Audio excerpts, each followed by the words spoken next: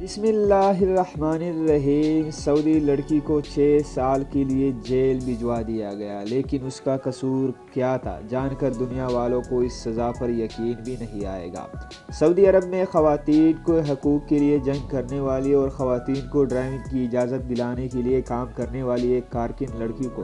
ایسے جرم میں جیل کی سزا سنا دی گئی کہ دنیا کے لیے سن کر یقین کرنا مشکل ہو جائے۔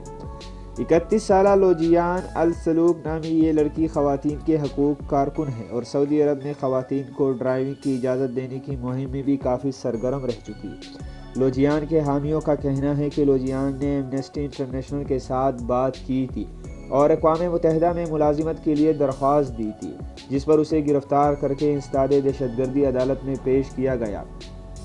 جہاں سے اب اسے 6 سال قید کی سزا سنا کر جیل بھجوا دیا گیا۔ تاہم پراسیکیوٹرز کی طرف سے اس پر عدالت میں غیر ملکی طاقت کے لیے جاسوسی کرنے اور ملک میں امن و امان خراب کرنے کی سازش کا حصہ بننے کے الزامات عائد کیے گئے۔